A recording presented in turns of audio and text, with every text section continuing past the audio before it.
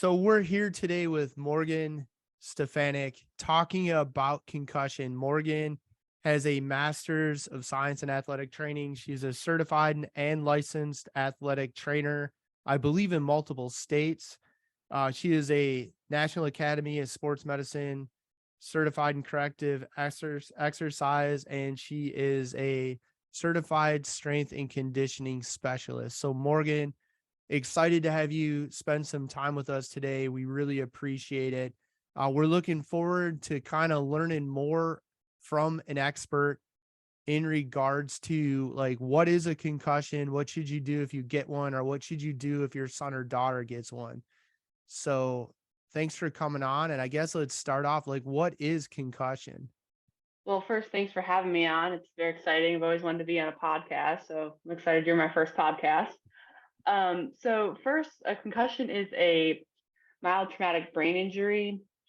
Your brain sits in your skull in a cerebral spinal fluid, and it actually kind of is like a free flowing entity. So when you have like a really bad car accident, or let's say you are playing football and you fall really bad, like you see it all throughout the NFL, athletes that get tackled on a crazy heroin like game-winning touchdown and they just hit their head off the side of the ground. Well, your brain doesn't stop moving when your body stops moving, and you get what's called a coup and a counter coup injury to your brain.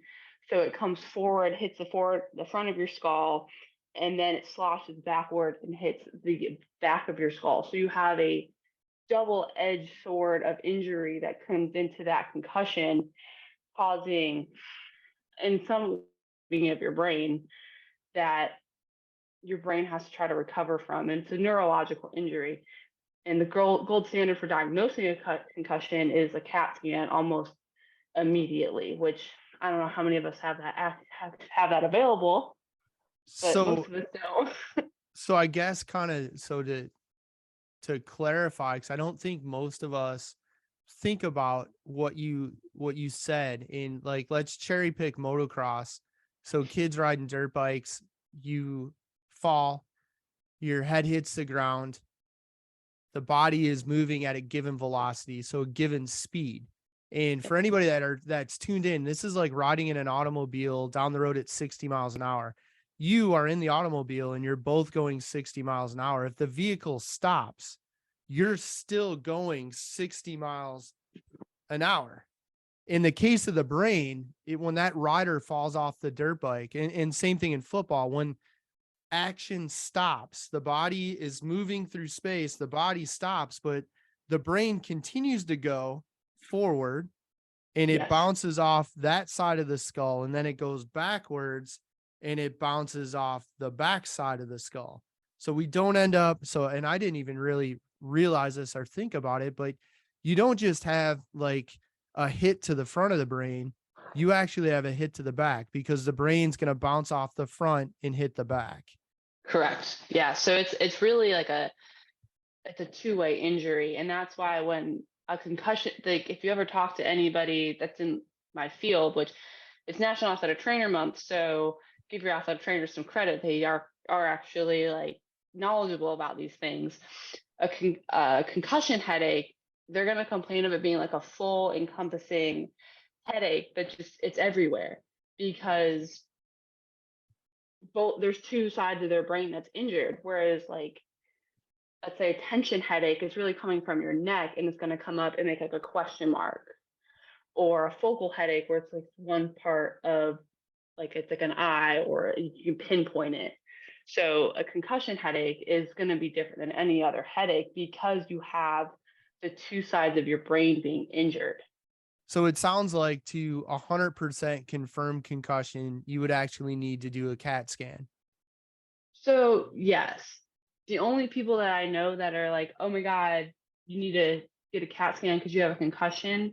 The only people that I've seen do that is the military, because they're like, oh, let's send you for a CAT scan. Most people, where I've worked at, all the different levels throughout school. I personally have worked in Division I and junior college football. Nobody's sending them for a CAT scan. we're doing sideline evaluations and then daily follow-ups to watch symptom progression. And we can do a lot in-house. And like I said, athletic trainers are actually some of the most trained in concussions. And we're capable of like knowing our athletes and knowing when, one, they're lying to us, and two, when something's not right. And we can we can go off of symptoms, and we can go off of demeanor and just knowing our athletes to say 100%, you have a concussion, you're not playing for the next 7 to 10 days or until your concussion resolves. So in I guess we probably should have done this first, but so athletic trainers would be the trainers that typically work for a high school or a school district, absolutely at the Division 1 level, which would be top tier collegiate athletics. Definitely at your D2, D3, all your collegiate athletics are going to have an athletic trainer, and you've worked in that capacity at schools. And then most recently, you've been a contractor working with the United States military, correct? Yes, yes. So just about every college across the United States, except for maybe a small college, it's like an NAIA, will have athletic trainers. And they're getting more and more athletic trainers into high schools. And then, yeah, I have exclusively for the last, since 2018, worked with the military and a short stint with with a factory. Actually, they're even putting athletic trainers in factories now. So athletic trainers are everywhere. And actually, the National Athletic Trainer Month slogan this year is "There's an AT for that." So in when we look at athletics, so the CAT scan would be if you had access to it. And the reality is you're not going to find that at a racetrack for kids riding motocross. You're not going to find it at a soccer game. You're not going to find it at the football field. So then our next line, your next option is going to be the athletic trainer. Now, what are you looking for as an athletic trainer? Like the experts, things you're looking for to determine concussion.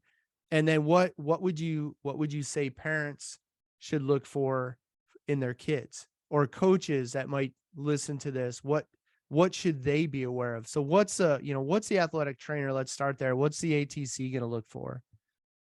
So hopefully, the athletic trainer has a really good rapport with each athlete and each athlete's parents, especially if they're under the age of 18. Like, hopefully, the athletic trainer is integrated. They know everyone. They know what's normal for, oh, well, it's Wednesday. They're always moody on Wednesday. Like, don't think anything of it.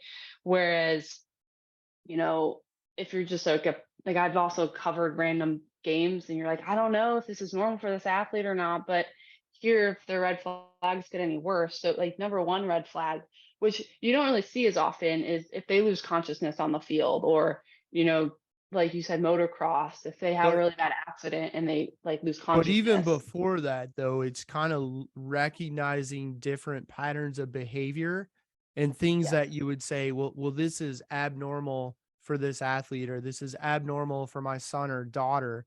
So that would be kind of your first clue. And then Yes. let's get into the red flag. So red flag would be, they took a dirt nap, lights out, they knocked themselves out. So they concussed, and they're asleep. That would be the Correct. the big red flag. That's the biggest, and like in everything I've ever been a part of, read, whatever, all my emergency action plans, that was like, if they lose consciousness, is 100% an ER visit.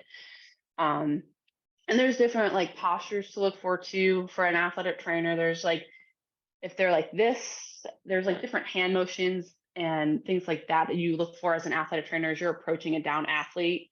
Um, And is but that going to have to do with inflammation in a given area of the brain not that so much changes their posturing? Yeah, so it's either a high order disorder, as in like it's actually like in the brain, or it's in the spinal cord, which causes these different postures to Okay. show. Um, if they are conscious and breathing, okay, cool. That's two crises averted. Spinal neck injury, you then if I were to go to a down athlete, first thing I'm going to look at is like, okay, well, what's their posture? Are they breathing? Are they coherent? Can they talk? As long as all those check, all right, well, is it neck pain? Is it knee pain? Is it shoulder pain? If they say it's neck, then it's immediately like, let me check your C-spine or cervical spine. And if they're point tender along that, most of the time you're going to, at least every instance I've been in, except for one soccer player who decided to get up and walk away from me, you're going to put them on a spine board and send them. But let's say all that checks, they're just like, I hit my head really hard and things just don't feel right. Okay, well, can you walk to the sidelines? And then we start a series of questions with symptoms. Is your vision blurry? Do you have any ringing in your ears? Do you remember what happened? Do you remember what you had for breakfast? Do you remember the score of the game? Can you read that sign that's about 100 miles or 100 yards away? These different things like that, because that's what all of that is doing is checking their cranial nerves. You have 12 cranial nerves, and then after all the questioning goes through, then you test every cranial nerve, which do their eyes move, which that leads to another one of the sideline tests, which has been integrated into the new military MACE-2 test, and for a while was its own standalone test, but has now been brought into what we call the SCAT-5, which if you want access to all these, I can send them to you, and you can have them on digits. But VOMS it's like all eye tracking and hearing and balance. So if all their symptoms are like, yeah, I don't feel right, I don't do this, whatever, you can then objectively test what's going on. So if they say this whole side of my face is numb, well, that's facial nerve, it's cranial nerve 7. So then you just do like all these random facial expressions. And if like this side droops, then okay, hey, you need to go to the hospital, and if they're under the age of 18, get a parent to take them. If they're over the age of 18, then that's like, hey, either I take them as the athletic trainer, or maybe mom and dad are here. Mom and dad can take them to the ER, or our team doc can take them to the ER, or something like that. So there would be a battery of tests. If we have an athlete that has hit their head, there's going to be, if an athletic trainer is present, a battery of tests that you would do. And it sounds like some of that is probably going to be beyond what the average coach or definitely parent would be able to do. Yeah. So like I mentioned that SCAT-5, and the one thing that we always have athletes, in my experience, we always have athletes fill out is the symptom checklist. And the symptom checklist is on a scale of 0 of nothing or 6, this is the most severe pain I've ever felt in my life. And for children, there's actually, their parents can fill that out, because a lot of the times children don't know how to express themselves, whereas a parent can be like, no, this isn't right for my kid. My kid isn't normally this confused when you ask them a question, or my kid's not this groggy and answering. So you give the parents the symptom checklist, or even like, hey, take this home and do this with your kid on your own, because they're probably going to be more receptive to you because they know you. So how many questions are on that? I think symptom wise, there's 22 symptoms we look at. So at least 22 about the symptom wise. If we actually have a parent run the entire SCAT for us, which sometimes I don't think that's how that's done. I think it's just the symptoms we have the parents do. I've never worked with children, so I'm not sure how that one works, but the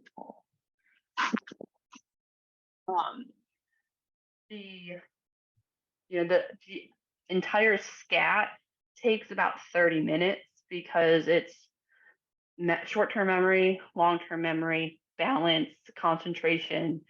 It goes through all these different higher order brain functioning, and then spits out a score. And regardless what the score says, a concussion is a concussion. When I worked at the junior college, we really just went off of symptoms, because once your symptoms resolve, we can move you through 100 other things to get you ready to play again. But if you still have symptoms, we can't go anywhere any further. So symptoms really at the end of the day, the event, the episode, and the athlete hitting their head, that's the first piece. The next piece really sounds like is are there symptoms? And Mhm. it sounds like regardless of score, if the athlete has hit their head and they're expressing symptoms, they probably did concuss at some level. Correct. And um, I know when I was going through school, I graduated in 2017. They had done away with the grading of concussion. So back in the early 2000s, it was a mild, moderate, or severe concussion. Now it's just a concussion. They still call it a mild traumatic brain injury, like in all the scholarly papers, but it's still, you But either a have a concussion's concussion a or concussion. It's either correct. you got one or you don't. Yep, exactly. Okay. And then so what should the layperson do? What should that coach be aware of? And what should the parents be aware of? And then what are the what should we be doing if your son or daughter has a fall and they hit their head? When do you say, okay, they just fell and hit their head? Because athletes do hit their heads. They do in soccer and football and hockey and basketball and definitely in motocross. But when do we start to say, okay, they hit their head and then we need to do this next? So again, like that kind of goes back to knowing your athlete, knowing your kid. If your kid's just being really quiet and you normally have a very bubbly kid that's like ready to go do whatever and jump off of cliffs and do parkour and, you know, just be a kid, when they don't want to do that, or they usually want to tell you every little detail about their race, and you're like, well, what did you think going around that corner? And they're like, I honestly don't know. Uh, That's when a red flag gets raised. Like, I'll never forget this. One of the times I was working football at the junior college, we were winning like 34-7 against this team, and my athlete comes up to me and he's like, and I was called Mama Morgan. He's like, Mama Morgan, I don't feel right. His personality didn't change. He was just as flamboyant and fun as ever, but he was like, we're still in the first quarter, right? And I was like, we're in the third quarter. What do you mean we're in the first quarter? And he's like, when did the score become 34-7? And I was like, dude, you got 4 of those touchdowns. And he didn't know. He 100% was just like, what do you mean I got 4 touchdowns? What do you mean we're in the third quarter already? What did I miss at halftime? And you're just like, how do you not? All right, you're sitting on the sidelines the rest of this game. I mean, again, his personality didn't change, but he had no memory of it. He had no memory of the game. He had no memory of what team we were even playing. I was like, how do you know what team we're playing? So Like, so then in that case, you may not have witnessed him hitting his head, and obviously he didn't know that he did. He same personality, same mannerisms, except he said he didn't feel right and then he didn't have that short-term memory. It was gone. So yeah, therefore, okay, he's playing football, so most likely somewhere he hit his head, he has a concussion, so you sit him for the game. Now, if you have an athlete that falls, hits their head, and they get up, they're fine. They're aware of where they are, what they're doing. They know what's going on. No change in personality, and they're not saying I have a headache or my head hurts. Then they're probably fine. Is that reasonable? so yes and no. Um, so him, we probably let him play too long. But again, it was myself and one other athletic trainer, and we just didn't see him hit his head. He took some routine falls, some routine tackles. We were like, okay, fine. He didn't seem like he was acting any different. But then a lot of the time, especially on the sidelines, athletes self-report. There's how many of them and us, and I've talked to other athletic trainers who their teammates will keep athletes from us because they don't want to lose them, or the coaches, it's kind Yeah, of they don't old want school. their key asset removed from the game. Correct. So I know at least at the NFL level, that's where they start getting the sideline spotters that sit up in the nest, and they call down to the athletic trainers on the sideline. They're like, hey, number 47 took a hard hit. The reason they started the sideline spotters in the nest was to identify when a player would take a bad hit so that they could radio down to the sideline athletic trainer and tell them, hey, number 47 needs to be evaluated for a concussion. That hit was not pro quo. So, In the event that an athlete is evaluated, if they're fine, they're fine, right? yes.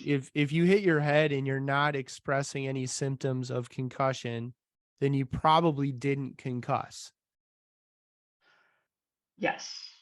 And That is how we deal with sidelines, at least. because at least in football, I mean, there's contact head to head on every play. Yes. Let's say then, you have a rider, a racer that crashes, they hit their head. What should you do as a parent? So, like, as a parent, your number one thing is to check to see if your rider, your athlete is acting normal. And if they aren't acting normal, then take them to like an urgent care. See if they have like University at Buffalo has a lot of sports med urgent cares, and I've seen a few of them around here as well. Here in Tennessee, like there's specific sports med urgent cares that will hopefully evaluate for a concussion. I don't know. I haven't been at them, haven't worked at them. I don't know what they do, but But it's so step one would be if your kid takes a fall and hits their head, if they're not acting like themselves, you need to get them evaluated. yes, So step don't one. tell them to put their helmet back on and keep riding. No, So not get if them you evaluated. have a good, school year, if you want them to like continue riding the rest of their lives, things like that. Like if this is the only race that matters in their life, I mean, do what you want. I'm not telling you you should, but if you want them to be a productive member of society and you want them to graduate with honors and go to college and have a lifelong obsession with this sport, then that's not the right answer. So then get them evaluated. But step one is look for, are they not being themselves? Are they not having that short-term memory recall, which was the when our son crashed the one time and clearly hit his head. That was the first thing we were told to do was, ask him if he remembers what he had for breakfast. Ask if he remembers coming here today. Ask if he remembers, what he was doing when he first got on the track, things of that nature. So it sounds like that's what we would be looking for then. Yeah, so I remember you telling me about that incident with Vince, and like that coach is 100% accurate. You need to check to see, does he remember waking up? Does he remember coming today? Because that shows the difference between retrograde and antegrade amnesia. One of them, retro, as in the past, they forget what happened before the incident. Antegrade, they forget what happens after the accident. Okay. So step one would be, are they themselves? And then a second step would be, are they forgetting or not recalling things that they did this morning or things that happened right after the crash? Yep. In both cases and instances, it'd be time to go have the rider, go have the athlete evaluated. Yes. Correct. And probably ideally if you have the opportunity to go to a sports med type facility, that would be ideal. But if not, go to what professionally have access to. Yeah. I mean, if the ER is all you have, then go to the ER. So it sounds like from a true clinical diagnosis would be a CAT scan. But in Yes. lieu of that, very readily accepted is going to be that in the field tests that athletic trainers are doing day in and day out at the high school level, the collegiate level, and the professional level in athletics. So there's kind of, yes, theoretically, we might argue the CAT scan says for sure this is what it is. It is a concussion, but the next best thing we have is that professional in the field that's trained, can ask the right questions, and then do a in the field diagnosis. Yeah. Now, what is the current recommendation if an athlete does have a concussion?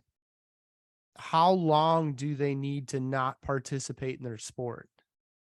So everything in athletics is it depends. It depends. Okay. So I remember going through school and my professor telling me that, and I was like, everything is it depends. Like, but it really is. Like, let's say, if they still rated concussions, it's a mild concussion, their symptoms resolve in 2 to 3 days, and you start putting them through the return to play protocol, they could be gone from the time symptoms resolve. So let's say it takes 3 days, then it takes another 7 to 10 days to go through the return to play protocol. Well, there's anywhere from 10 to 13 days that they're out of sport. What's the return to play protocol? So the standard return to play protocol is you check their symptoms every day. As long as their symptoms are gone, they start to run. If running increases their symptoms, you have them stop where they are, and then they come back the next day, hopefully symptoms gone. Then they restart phase 1. I'm a little rusty on the phases because it's been a minute, but once they can run with no provocation of symptoms, then they go to more sport specific thing at every phase. And then, like for football, for example, day 10 or day 7, depending on where it falls in the week and the weekend, they will play non-touch, non-contact football at practice that day. And then the next day is fully padded, but under very close supervision. And as long as that does not involve any symptoms, okay, well, now you can do a full practice. Come back to me if anything happens, type of situation. So the steps would be, you need to be symptom free first. That's step 1. Symptom free for a day. That's step 1. So you check that box, and then you have a return to play protocol. And that's in that involves is that something that I can put a link to? Yeah, I can find one and send it to you. And then I can attach it to YouTube and or wherever the podcast shows up, so people can go grab that if they're interested. But it sounds like that phase 1 is, do you have symptoms? No. You've been a day without symptoms. Okay, run. If run does not bring on the symptoms, you might progress to the next phase of the return to play protocol. But if you're fine, you run, you start having symptoms, you're back to day 1. You're back to the first step. Yeah. So the progression will go, hey, does phase 1 involve symptoms? Okay, well, if that involves symptoms, we'll step it back, come back tomorrow. All right, you get through phase 1, now you go to phase 2. Say phase 2 causes symptoms, step it back, we'll redo phase 2 tomorrow. So that's why I say it depends. Okay, so it really depends on how the athlete is recovering from the concussion. Yes. But if you can send me a copy, at least so people can have an idea of what that looks like, because I think in a lot of sports, there's probably, unless you're playing a traditional ball sport, there's probably no awareness of this because there isn't an athletic trainer. So the other thing that started to come out about the time I was leaving the college setting was return to learn. And that's for everyone trying to, obviously, student athletes, student comes first. But if you have a really bad concussion and you can't go sit in a classroom because I'm sitting here staring at a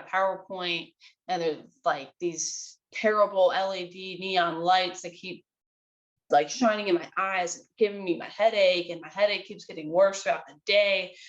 They started a whole return to learn protocol as well to help the student athletes make it through a day with a concussion in school.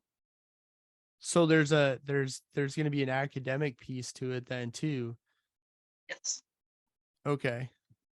Yep. So I'll send you the return to sport and the return to learn. And I'll also send you the parent and the SCAT 5 that I do, and then also the one for adolescent children, so that parents can kind of get a general idea of what this looks like. Of what maybe it should be. And it sounded like with the SCAT 5, I don't think that's like, I don't know that I want to try and attempt going through 24 tests on my kid. Like I don't, and I have some familiarity with this stuff. I don't know that I have the right skill set to do that. And I think if there's signs of concussion, I think I'm probably going to go to the doctor. And that's the right answer in all reality. Like, I'm not sitting here telling you about this concussion so that you can be your own little athletic trainer. You never need to go to the doctor again. Like, But the down and dirty is if they hit their head and they're not behaving like themselves and they don't remember what they had for breakfast or what they did earlier in the day, then you probably shouldn't let them put their gear back on and get back on the track, or put their helmet back on and get back on the football field. And sadly in soccer, there are no pads, there is no helmet. So if an athlete has head-to-head contact, it's head-to-head. If they're heading the ball, it's the same deal. There's nothing dissipating that energy. So there were some things coming out when I was still working in the college setting of it was just a bunch of pads that went around their head and Like a squeezed it in. headband. Yeah, but it wasn't a headband. It was specifically marketed as a concussion headband. Which if you looked at the research behind it, it was a money grab because they knew concussions was a hot topic and they were going to capitalize on it.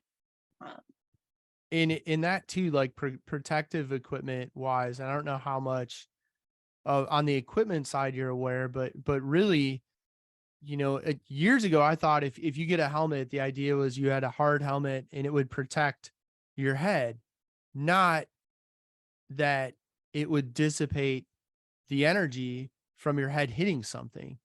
And really that's in that energy dissipation, if you have a force coming this way to your head, you want to find a way to send that energy in all directions, not straight into the head, because straight into the head means the brain is going to go from not moving to moving at high speed, and every action has an equal and opposite reaction. So it's going to hit one side and then it's going to have that opposite reaction and it's going to go and hit the other side.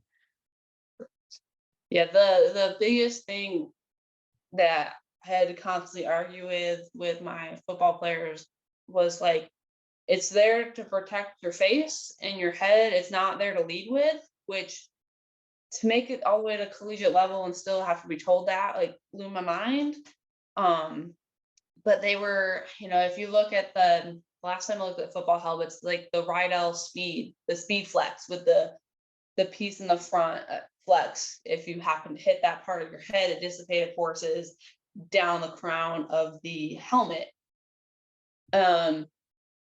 Still, even though that's the top, at least at the time that I looked at this, was the top market helmet on the line, it's still not going to protect your brain from a concussion. A concussion comes from internally, in your brain, in your head. So if you don't, there's no way to protect that. I mean, you can eat a high-fat diet all you want and be on keto, cool. That's going to just make it so your neuroplasticity is there, so you'll recover probably faster, but that's not meaning that it's going to protect you from a concussion. But you still can't, and that's the thing. I think helmet technology, even the racers and riders are no longer allowed to wear a GoPro helmet cam, because the design of the helmet design now is basically a sphere with no edges, and even the visors break away and snap off. Everything is designed to dissipate energy, and having that camera stuck on your helmet, instead of dissipating energy, it's going to cause helmet to stop moving. It's basically going to be a stick that stops the helmet from dissipating the energy. And the way I look at it today with helmet, I mean, years ago, we looked at helmets, you wanted a hard plastic, a polycarbonate, or, today the big money is going to be carbon fiber shell. And then you wanted foam in the inside. And you were thinking, well, if I hit my head, I don't want like that physical trauma to the outside of my head. When really it's like the Ferrari Enzo automobile or a Formula One car or an Indy car or a NASCAR, where especially the open wheel cars and like the Ferrari Enzo, when they crash, they're supposed to peel apart. So the cockpit doesn't get the brunt force of the accident because that energy got dispersed through everything just peeling away from the cockpit. And the newer helmet designs, and I won't use any of the names of the technology for any number of reasons, but that they're trying to design the helmet so that if an athlete hits their head or rider or racer hits their head, it's going to send the energy everywhere, not just a point load in one spot that causes the brain to bounce around in the skull. Right. And I think it was I think it was a motocross helmet that came out with like these little suction cups that went on the inside between the polyester or the plastic and Yep. the foam that actually protected and moved with the person. Right. Yeah, like I remember seeing that when I was still in school, working at a high school, and we were like, wow, if they would do that for football. Like imagine what that could potentially do for sport, you know? Right. And that technology has continued to evolve since the time that you would have seen it. And now there's, I don't want to say, I guess, competing technology because it's different, but at the same time, the end result is dissipate energy and keep it from being directed right at the skull and specifically the brain. When you look at things that have changed and things you didn't mention in all of this discussion, and I guess we'll do this way. Like, what are the top 3 things you should do as a coach, as an athlete yourself, assuming you may have enough self-awareness, or as a parent, like what are the top 3 must do's if an athlete hits their head?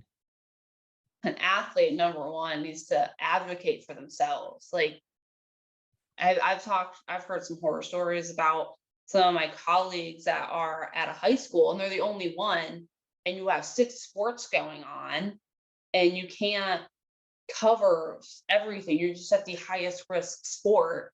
But let's say you're at football, but soccer's got a match going on as well, and you can't be there. You know, that athlete, let's say they get up and walk away and they just say to the coach, I don't feel good. I shouldn't go back in.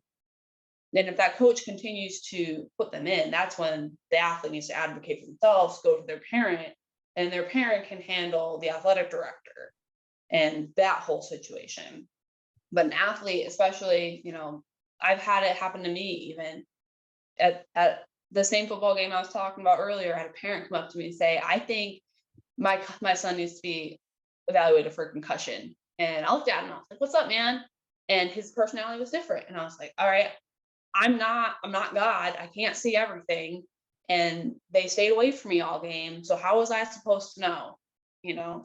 So the athlete, one, needs to advocate for themselves. Number two, the athletic trainer needs to let the family know, hey, this is who I am. And the athletic trainer needs to build that rapport. This is who I am. This is what I can do. I don't know everything, but I do know this. If you have questions, please come to me, whether it's about a sprained ankle or concussion. If I don't know the answer, I'll point you in the right direction.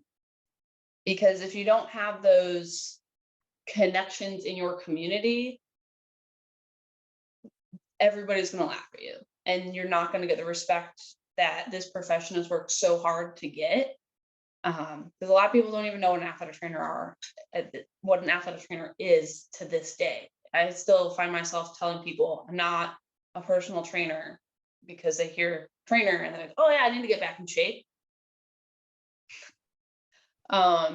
Small tangent, but So between athlete advocating themselves, athlete or trainer building that rapport, and number three, like as a parent, listen to what your child is saying. Like if your child is saying, I'm tired after they just took a hit to the head and you did everything, you went to the ER and everything checked, like, okay, let your child sleep, because a concussion is a brain injury. And if you keep them up, their symptoms are going to get worse. So yeah, the next day their headache's going to be worse. They're going to be more sensitive to light, more sensitive to sound. They're not going to want to eat. They're going to be irritable. They're going to be all these things that we're highlighting as a symptom. And then you still send them to school the next day. Like, no, let them So, sleep. so the third one would be listen to your athlete, listen to your son or daughter, and if they say they're tired, let them sleep. And let's tie that into the 3 don't do's, because one of the don't do's if you had a concussion used to be don't let the person that has the concussion go to sleep, and that's changed for the reasons you just described, which is if you're now sleep deprived, all of the symptoms are going to get worse. And well, like with everything else, recovery is impaired if you're not getting enough sleep. So what are the don't do's then? Because letting the athlete go to sleep now, yeah, go ahead. So what are some things we shouldn't do if we have a concussion? So as I mentioned already, don't keep them up. Like don't don't keep them up. Don't, because again, like all the things I just said, they're just gonna get worse. Let them Um, sleep. yeah. If like, 'cause I know it's really hard to change that idea of like, but I was told for all these years that they can't sleep after they take a hit to the head. Okay, well, if you're really that concerned, you can go in and check on them a couple times and wake them up, make sure they wake up, but let them go back to sleep. Don't be overbearing. I mean, be overbearing, but don't be overbearing. Another don't do is be on their phone. I know that every kid these days wants to be on their phone all the time, but that blue light is going into their eyes, and there's a lot of research out about like blue light and concussions and how it actually makes it worse. Just like you shouldn't have blue light before bed for the same reasons. It doesn't help you sleep as well. I do say in everything I've ever learned that you want to limit blue light and you want to limit like light coming in. I mean, I don't know how many times, I don't know if you've ever had a tension headache, but if I have a really bad tension headache and I'm about to get a migraine, the last thing I want to look at is a screen.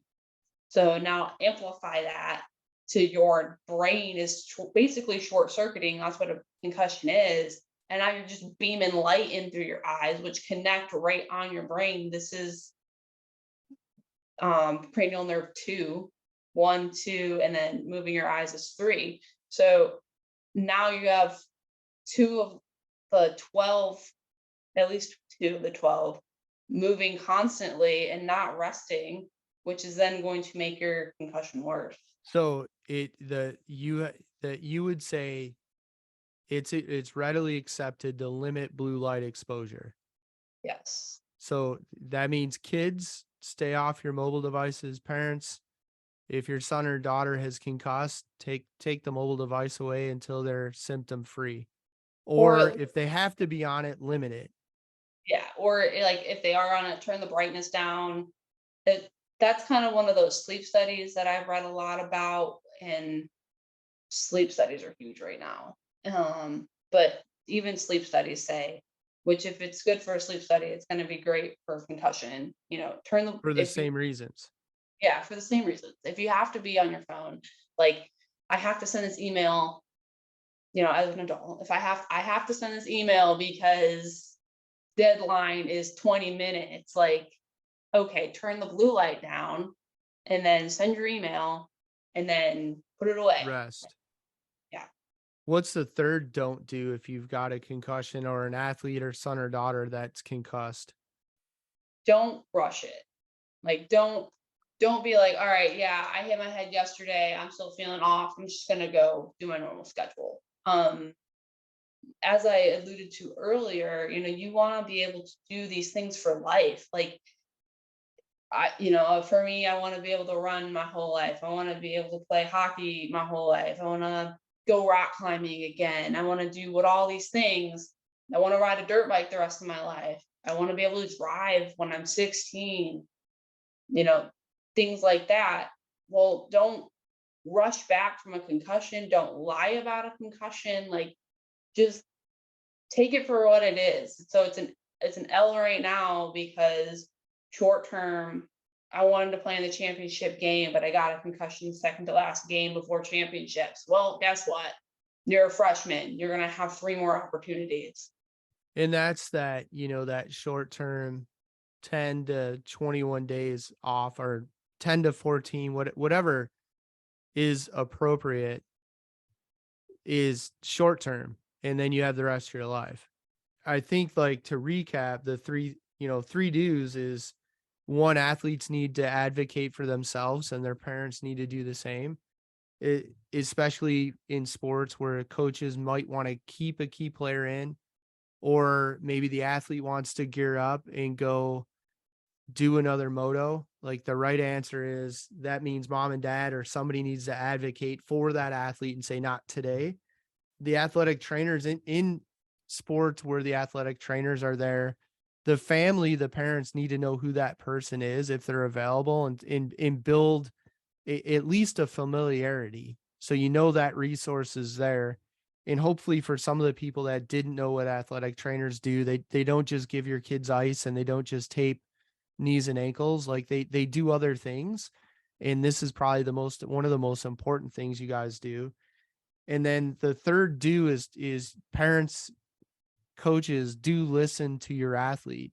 Like, and if they are saying that they're tired, it's okay to let them sleep, which ties us into the don'ts. Like, if your athlete is concussed, don't make them stay up all night. Let them go. If they're tired, let them sleep.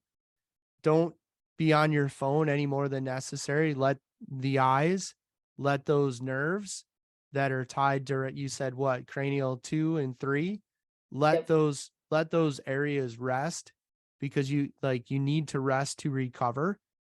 And then the last one is, like, don't rush recovery. And you've seen many parents, even when we were training athletes, they would want, their kids back in sport right away.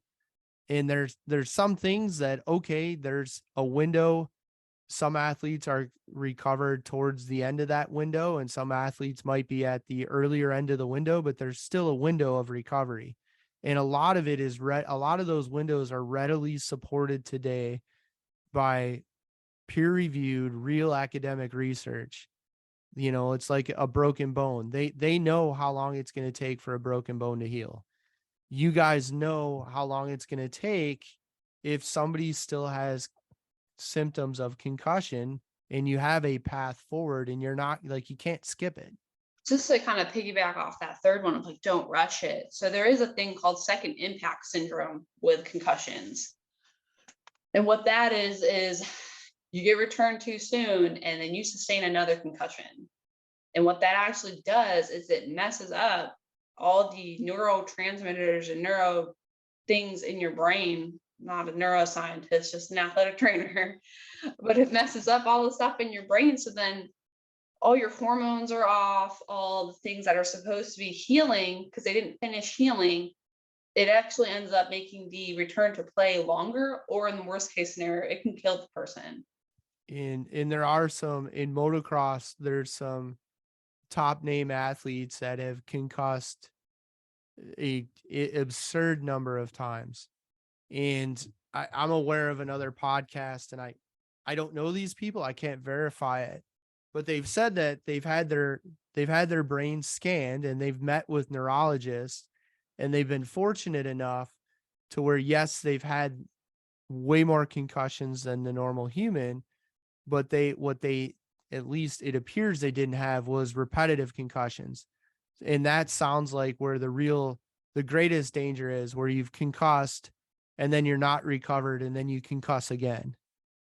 Correct. And then to piggyback off of what you were saying with multiple concussions, well, just like if you sprain your ankle, you're more likely and susceptible to sprain that ankle again. Well, with one concussion and it messing up the brain levels, let's just put it that way, because there's a lot of things going on in your brain.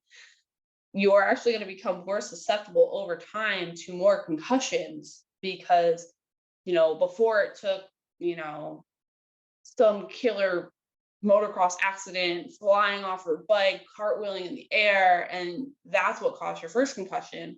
Well, your second concussion could just be a routine fall off your bike because things are different now. And that, one concussion begets another concussion. I'm not saying like, oh my God, just sustain a concussion, you just stop living. Like, you stop doing what you think is fun. I graduated with a kid from high school from football, lacrosse, and wrestling. He had sustained 6 concussions by our senior year. And those are just the ones anybody knew about.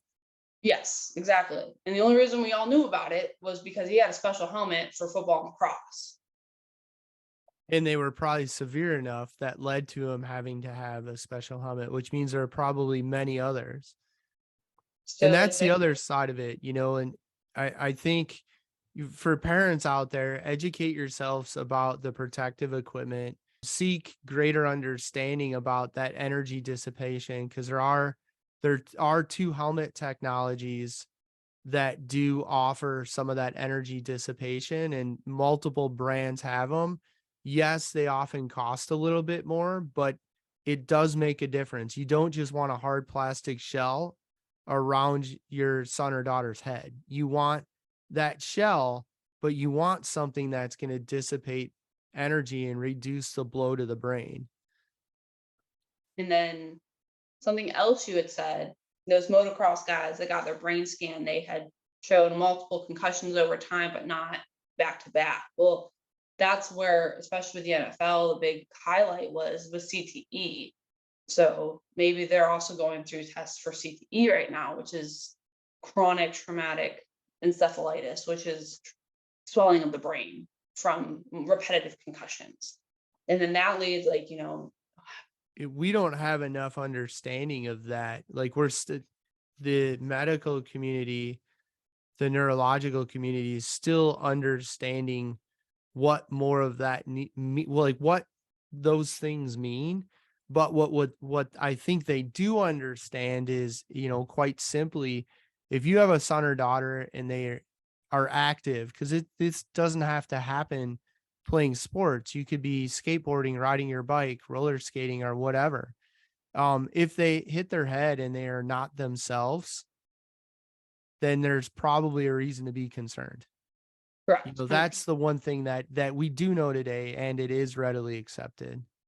Biggest takeaway: kids not acting themselves, take them to urgent care, sports med clinic, ER, whatever you have available, and get them checked out if you don't have an athletic trainer. Now, I know athletic trainers are making it to like Vans Warped Tour with like all the skateboarding guys. Like, they're starting to get out there, but that doesn't mean they're going to be there. And that's why, what's that front line for a coach or a parent to be aware of? Like, what you may not, your community might not be big enough to support having an athletic trainer in your schools.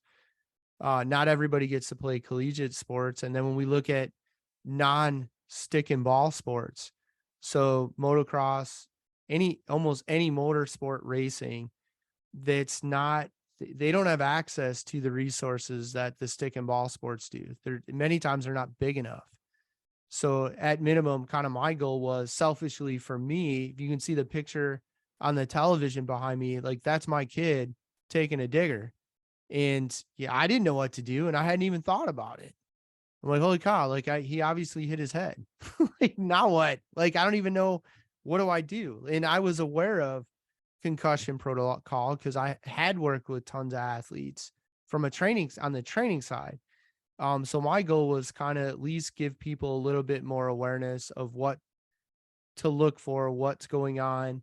The fact that we don't say keep the kid up all night. It's okay to let them sleep. And then also kind of highlight, like, hey, there are people in most communities called athletic trainers, and this is one of the greatest things they provide to sport. Yeah. I know my profession's kind of in a weird spot right now. I was trying to get more exposure with things because we're like I said, March is National Athletic Trainer Month, and we're in so many areas now that you would think everyone knows what we are and what we do, but no, we're, like I said, I still explain, went to play with closet the other day. I was like, yeah, I finally got a job on Port Campbell, blah, blah, blah. And they were like, oh yeah, like, like, you're a trainer. Like, oh, okay, well, if I was explaining my job description and they're like, oh, maybe sports med. And I was like, I'm just going to start describing myself as a sports medicine person because they understand that. They don't understand athletic trainer. Like, I don't.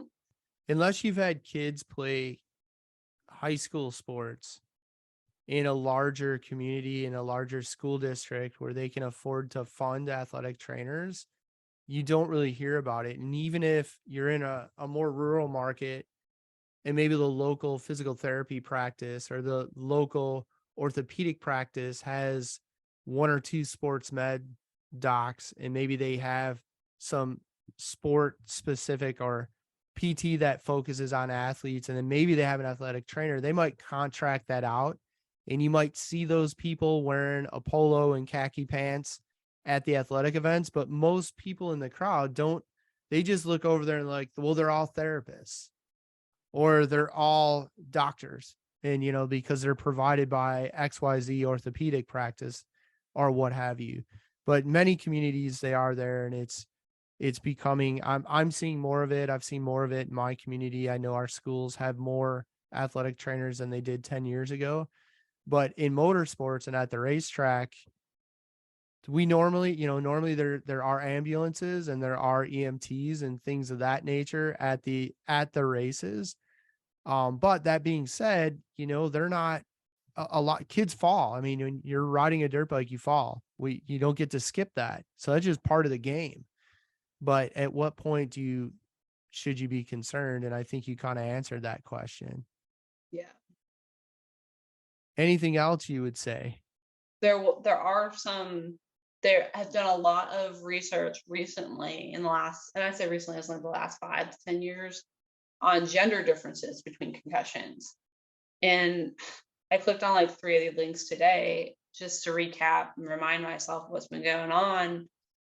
And they said that females sustain more concussions than men. Like, no, I think it's just that in every single one of these articles was like females just, are like more in touch with themselves and know when something's off, and they're more likely to say, hey, something's wrong. Where males like, nope, it might be off, but I'm just gonna keep on So keeping up. and that's and I would say that there are other things along gender lines like that. When you started to mention that, I hadn't considered it, but my thought was immediately the males underreport, Yes. whereas the females are probably more inclined to say, you know what, I hit my head and I think something's off, where the males will say nothing and just attempt to continue to play. And I guess, that, and I never thought of that. I wasn't aware of that. I hadn't heard that before. So I guess that's something else for the parents and coaches and athletes out there to be aware of. If you have a male dominant sport, make sure you have that conversation where like, hey, like, don't be a knucklehead. If you hit your head and you are not right, you need to say something.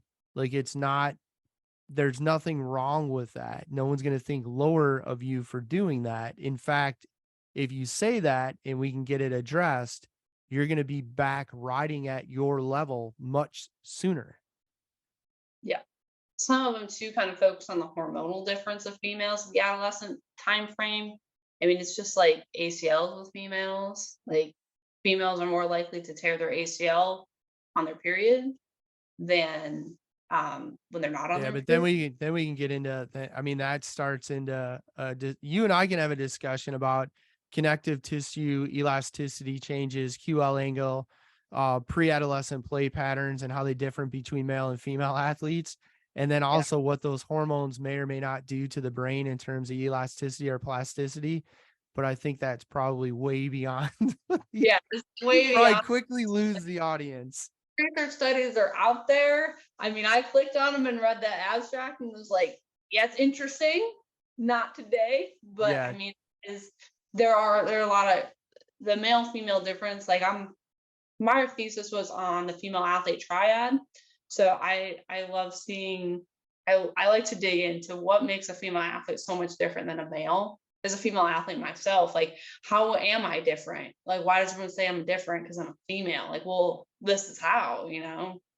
Well, that would So, be one of the examples. And it's, the number one, I guess we can go this deep into the weeds. The number one injury to an adolescent female is an ACL tear.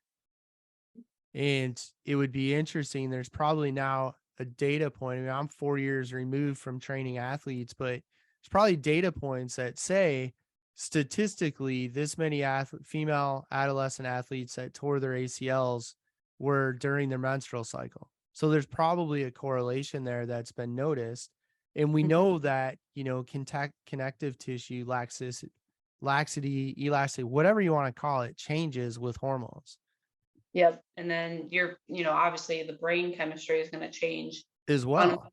level, because there's all follicle stimulating hormone and all these other hormones that got to be released. And then, So what are the changes, the brain tissue as well? Because clearly, if we see it in the connective tissue of the lower extremity, we're probably going to see it in the upper extremity too. mhm. Or Like I said, possibly we will. clicked on it, was like interesting. The difference too much right now. Yeah, not reading this. Interesting. Well, that's super cool. Anything else you would cover? I think we hit most of it. Cool. Right on. Well, thanks, Morgan.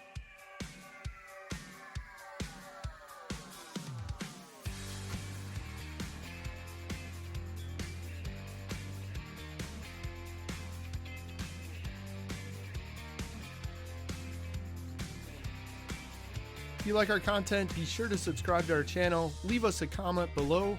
Also, be sure to check us out on your favorite podcast provider. See the links in the description below.